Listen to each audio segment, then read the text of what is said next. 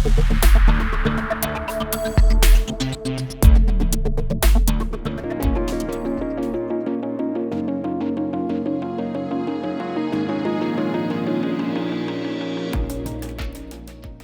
and welcome to today's online intelligence briefing, which is entitled the Indian Defence Market 2021. Before we get deep into the session today, I'd like to first have a look at some of the key points of our analysis in terms of India's defence market, a kind of bottom line up front. In terms of strategic drivers, what we increasingly see at a top level is that India is looking to expand its power and influence, certainly across the Asia Pacific, although these efforts continue to face several challenges that force India to focus on defending its territory and assets. The implications of these challenges means that India's military requirements are extremely wide-ranging, including large numbers of all major platforms. These procurements will be supported by high levels of funding. Jane's forecast that India is on course to invest nearly $200 billion on military modernisation over the coming decade, and more details of this spending plan will be revealed by Andrew later on. And of course, given the scope of this investment, India is a highly competitive market. Despite this, the procurement process in India has proved ineffective and too bureaucratic, which not only causes headaches for suppliers, but has also hindered India's military modernisation program. Suppliers to India also face challenges in navigating India's official defence offset guidelines, although the country's unofficial policy to encourage industrial cooperation is not only proving more successful in terms of facilitating partnerships, but is also supporting local industrial capability gains. Local industry has traditionally possessed limited capability, but through these partnerships, capability is improving, especially in the private sector. The scope of local capability is an important factor for market entrants to consider, because without partnerships in India, foreign contractors are unlikely to win defence deals. Positive news, though, is that barriers to entry to facilitate such partnerships in India are slowly coming down. Lastly, it's worth pointing out that the Indian defence market continues to offer major opportunities for suppliers, but also major challenges. Evidence suggests that suppliers who are willing to invest, not just in terms of money, but also in terms of cooperation, are the ones that are successful in this defence market.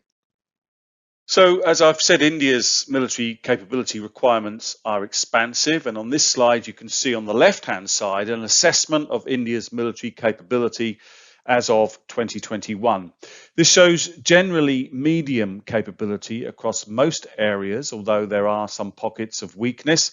These include elements of anti-surface warfare and anti-submarine warfare, as well as direct ground combat capabilities. It's also the fact that India faces an increasingly urgent requirement to fill gaps in terms of its fighter aircraft squadrons.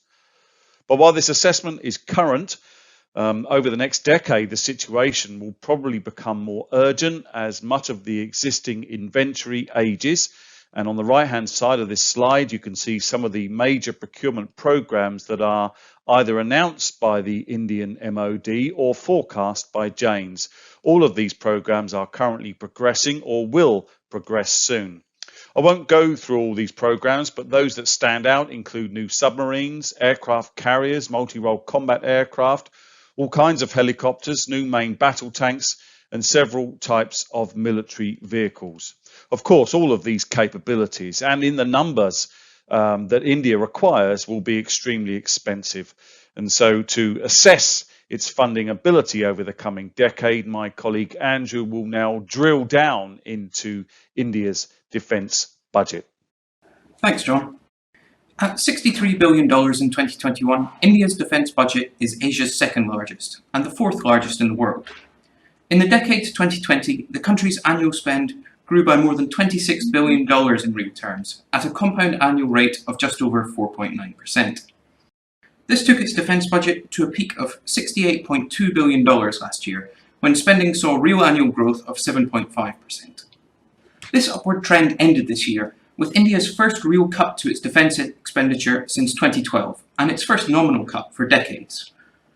Across the world, 51 of the 107 countries tracked by Jane's defence budgets cut their allocated spend in 2021, compared to just 24 in 2019, before the emergence of the COVID-19 pandemic. Just 6 of JDB's 22 countries in Asia reduced their budgets this year though, and India's was the largest drop, both in absolute and percentage terms.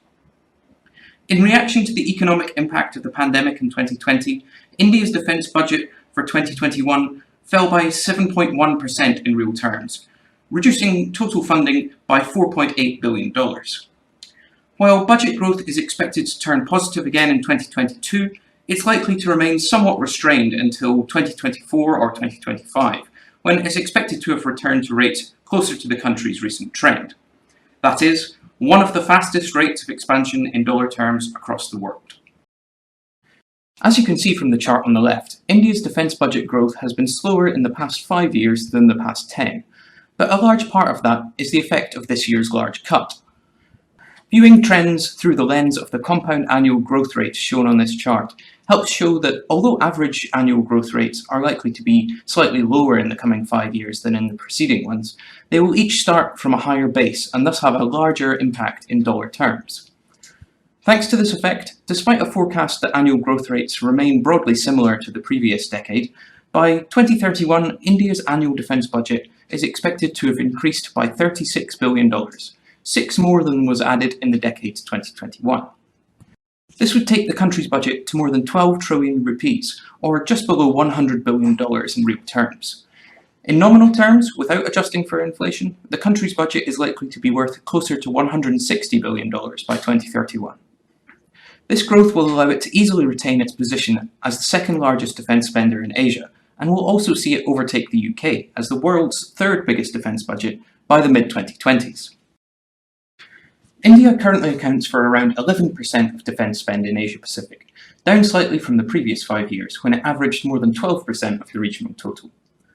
The country's spending had been proportionately larger than the historic norm relative to its neighbours over those 5 years, however, and it's now forecast to remain closer to 11% for most of the next decade. Although India's budget growth is expected to lag behind that of the region as a whole in the short term, largely as a result of the robustness of Chinese expansion, the gap between Indian defence funding and that of current peers South Korea and Japan is forecast to widen.